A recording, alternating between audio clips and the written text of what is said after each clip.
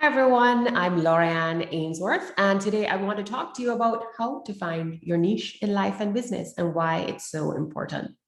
So this topic has become so important to me because I've worked with so many entrepreneurs and clients who are in the coaching industry, the consulting industry, and they have a multitude of problems that can't be fixed before they uncover their niche. And that's what I realized.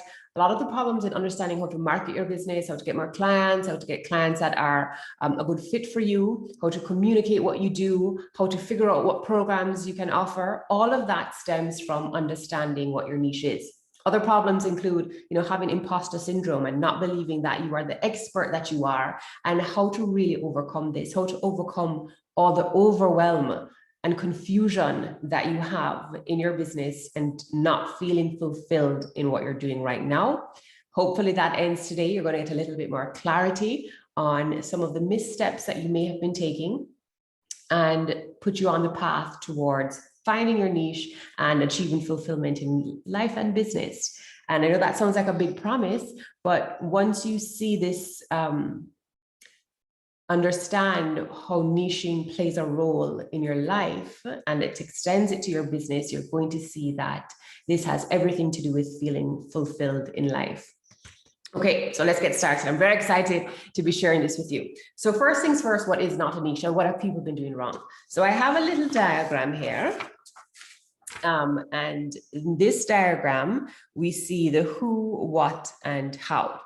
And that is what most people do when they're niching. Okay, who can I help? Who has a problem? What gap can I fill?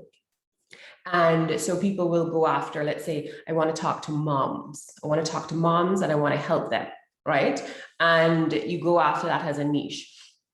Or you go with, how can I help them? Meaning, what's the modality that I use? So maybe coaching or doing energy healing or accounts or whatever it is, copywriting, whatever it is that your modality is, how you help them, you may think that's your niche. Again, that's not your niche. So a lot of life coaches will say that they're a life coach or they're a spiritual coach or what have you, and that too is not your niche. It's a part of it. The what, meaning what problem can I solve?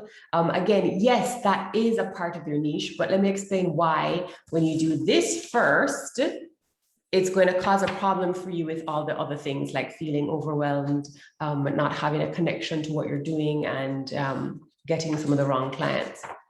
And the reason is because niching is not an external exercise, which we just went through a while ago. That's very external, looking at the who could I help? What could I offer? How can I do it to help someone else?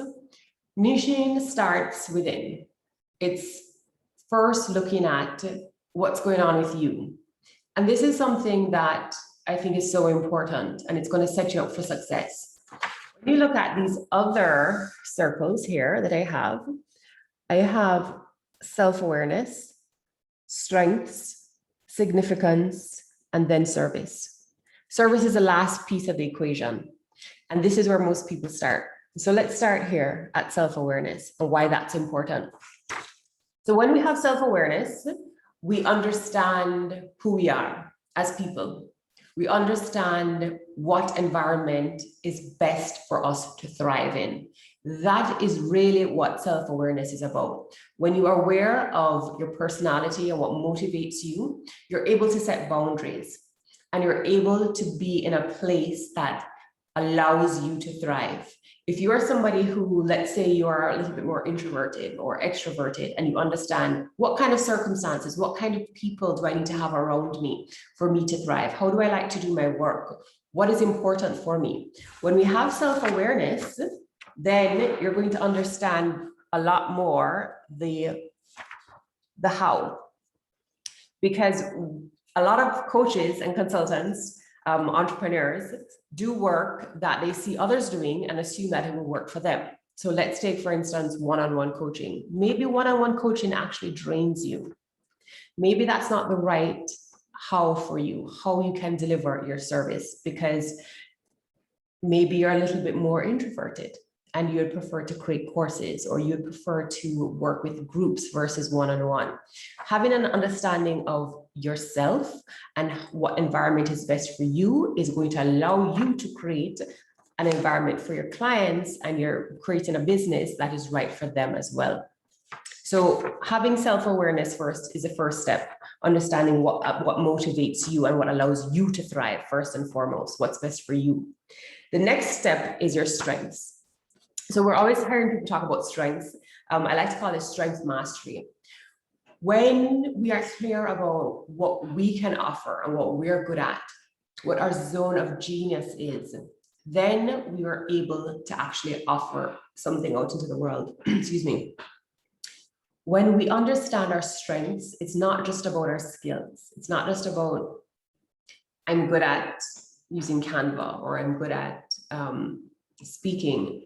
It's more around what kind of thinking and problem solving are you great at that you can apply in many different industries.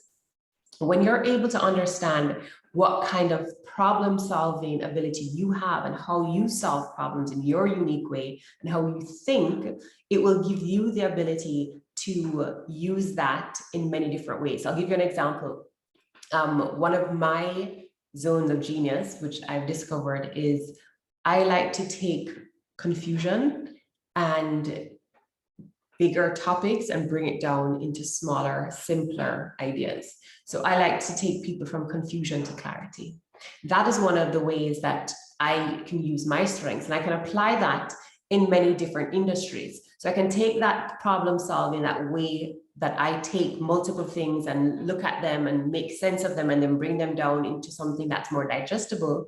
And I can do that for clients, I can do it in a career, in a corporate setting. So it's understanding what your zone of genius is, what your particular way of thinking and problem solving is that you can use now to apply. And those are your strengths. Your skills and your talents are also there to support you, but not necessarily your strengths and your zone of genius, that place where you're just in flow, where you're doing things, you're better than most people at this way of thinking and problem solving. Okay. The next step is significance. This one is so important. When you have your environment that you know the environment that you're going to thrive in, you know your zone of genius and what you're best at. Now we need to look at what matters to you. When you know what matters to you and you can solve a problem within that thing that matters to you, that's going to give you the drive. That's going to make you get up every day and want to do this work that you're doing. So when you find something that's significant in your life, something that's significant, and you can now apply your strengths to it, then you can go and create a service.